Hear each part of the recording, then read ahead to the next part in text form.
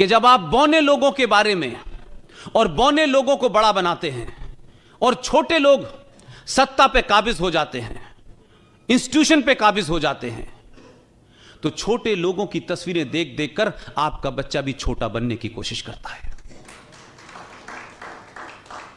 और हमारे देश में तो बहादुरों को कायरता के साथ इतिहास ने दफनाया, समाज ने दफनाया, और समाज ने उन बहादुरों को, जिनकी बहादुरी का किस्सा किसी से छुपा नहीं था, उसको बताने में बड़े शर्मा शर्मा के बताया।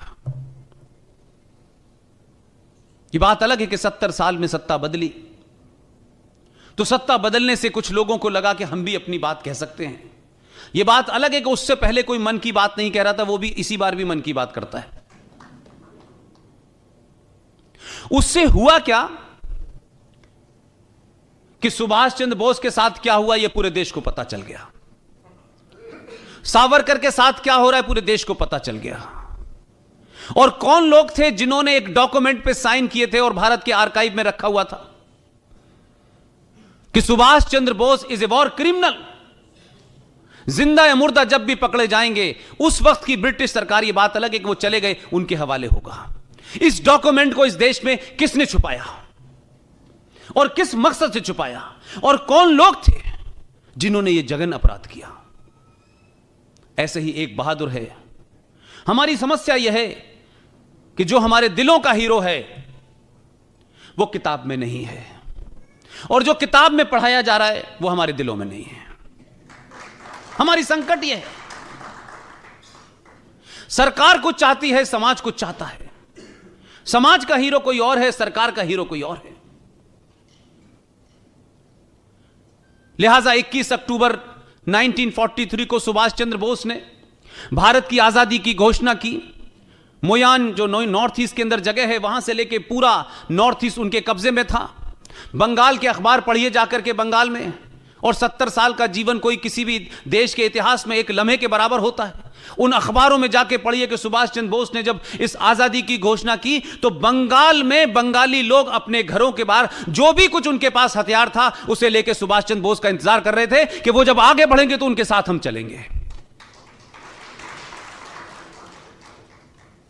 21 अक्टूबर को उस घोषणा के बाद इस देश में करेंसी भी जारी की और बैंक भी जारी हुआ, और दुनिया के 11 देशों ने, जिसमें यूएसएसआर जैसा देश शामिल है, उन्होंने उस सरकार को मान्यता दी।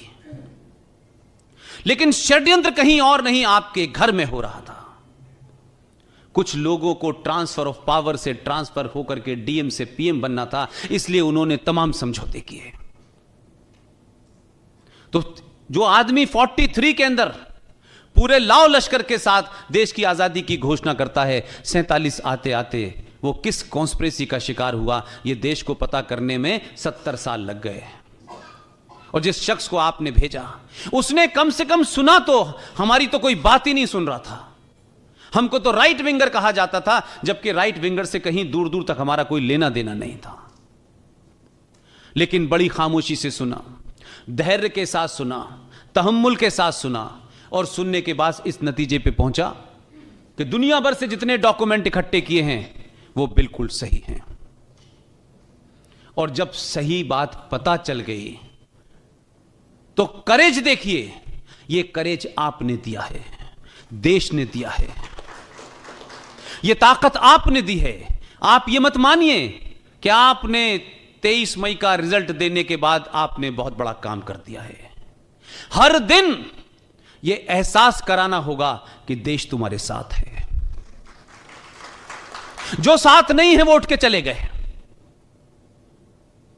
जो साथ नहीं है उनके बारे में कोई गलतफहमी नहीं रखना चाहता मैं। जो साथ हैं वो अपने साथ होने का परिचय दें। उसने पूरी बात को माना और 21 अक्टूबर को भारत के लाल किले पे दोबारा जाके झंडा फहराया। उन्होंने सुभाष चंद्र बोस की उस ख्वाहिश को पूरा किया जो उन्होंने शौकत मलिक से कहा था कि आपको झंडा फहराना है। और एक घटना का जिक्र इसलिए क्योंकि आप गुजराती हैं। प्राइम मिनिस्टर हाउस से जब वो शख्स निकला और लाल किले तक जा रहा था, इस बीच में उन्होंने एक ट्वीट किया। वो ट्वीट सार्वजनिक था। उस ट्वीट में क्या लिखा था, मैं ये बात इसलिए नहीं कह रहा कि वो कोई ट्वीट बताना मेरे लिए बड़ा इंपॉर्टेंट है। इंपॉर्टेंट यह है कि देश का प्रधानमंत्री 4 साल तक सत्ता पे बैठता है, सब कुछ होने के बाद जरा समझिए कि जो लोग इस देश में दुश्मन हैं उनकी ताकत कितनी गहरी है, उनकी जड़ें कितनी गहरी हैं। उन्होंने अपने ट्वीट में कहा कि मैं झंडा फहराने जा रहा हूं, लेकिन मुझे मालूम है लोग मेरे बाल नोच लेंगे। यह उनका ट्वीट था। प्राइम मिनिस्टर अगर यह समझ सकता है और यह कह सकता है कि कितने खतरे होंगे कि इस घटना के बाद देश में क्या बवाल होगा, तो मेरी और आपकी क्या औकात है। लेकिन इसके बावजूद भी वो गए।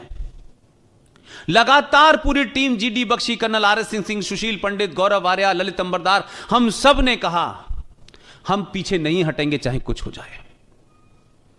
उसी दिन प्रधानमंत्री ने झंडा भी फहराया और देश के एक बड़े इतिहासकार को बुला के कहा कि मुझे 23 जनवरी, जिस दिन सुभाष चंद्र बोस का जन्मदिन होता है, मुझे इसी लाल किले के अंदर दुनिया का सबसे बेहतरीन सुभाष चंद्र बोस का म्यूजियम चाहिए। आप में से जितने लोग हैं और खासतौर से जो नई नई शादी करते हैं और शादी करने के बाद, मुझे अभी तक यह समझ नहीं आया भाई कि जब तक नहीं मालूम था तब तक तो ठीक था। शादी करने के बाद अच्छी खासी अपनी बीवी को लेकर के, जिसे आप चाहते हैं काफी साल जिंदा रहे, उसे सबसे पहले ले जाके ताजमहल में कब्र पे क्या दिखाते हैं आप कि तुम्हारी भी कब्र ऐसी बनाऊंगा। भाई मुझे बताइए, समझ में नहीं आया मुझे। जिस पूरे फ्रॉड नैरेटिव को क्रिएट किया कि ये मोहब्बत का ये निशानी है। अब ये मोहब्बत की निशानी कोई कब्र कैसे हो सकती है यार। और मुसलमान भी चाहते हैं, गैर इस्लामिक काम है तब भी कर रहे हैं। अगर आपको अपने बच्चों को, आने वाली नस्लों को, जो हमसे और हमारे बुजुर्गों से गलती हुई है और उसको सुधारना है, तो इस वक्त देश के अंदर बहुत बड़े बड़े काम हो रहे हैं। आप लाल किले में जाएं और सुभाष चंद्र बोस के उस म्यूजियम में अपने बच्चे को जब इस किनारे से ले जाएंगे और जब आखिर में निकालेंगे, मेरा दावा है कि वो जो कुछ बोलेगा आपको लगेगा एक और नरेंद्र मोदी तैयार हो गया।